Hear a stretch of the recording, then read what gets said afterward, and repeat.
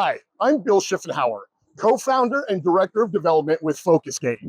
Let me introduce you to our founder and visionary, Melodie Jensen. Melodie, how are you? Doing well, and how are you doing? I'm doing great. So nice to see you again. Good to see you. Melodie, take us back to your worst day in the classroom regarding cell phones. Tell us what it felt like to try and compete while teaching with 30 other smartphones. I was so frustrated. I spent all this time, all these hours beforehand, creating this beautiful lesson plan, this engaging lab. I'm trying to get to know my students, building relationships. I'm greeting them out the door. As they come in, then as we try to get started, I'm saying, please put your phone away. Whole class, please put your phone away. Everybody, remember, put your phone in your backpack. I'm telling kids to lock them up in their lockers. And I felt like I had spent over half of the entire class period just telling them to please put their phones away and to re-engage.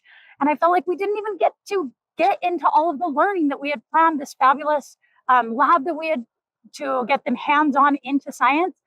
And I felt like it was just a throwaway for that day. You've seen other schools use everything from pouches, jammers, and even confiscation. Why didn't those things work for you and your students? For me, I felt like it was the exact same problem that I had before.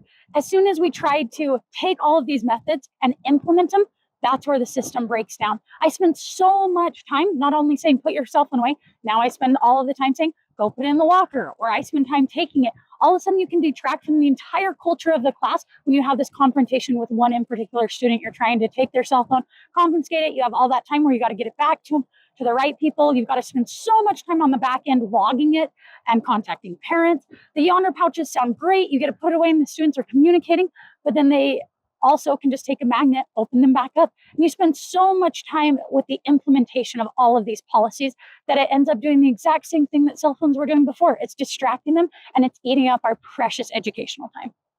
Was there a specific moment you realized we can't ban these devices, we need to control them? That actually happened this year when I was teaching. I thought it was this great plan where cell phones were banned from the classroom. So I thought, oh, we no longer have to worry about implementation of it. They're completely going to be on from the classroom. And then I realized, wait a second, these are beautiful learning tools that we need to learn how to teach the students to use. They're beautiful in science for video analysis. They're great for having a calculator, a stopwatch, and a myriad of other uses. However, the kids don't know how to harness their power. They are extremely distracted by such. As soon as they go on to use them, then all of a sudden they have a notification pop up and they're distracted. The same thing happened before when we had cell phones. They would pull out their cell phone and they would immediately just get distracted. They'd get sucked into all of those other things, pulling at their attention in this everyday world.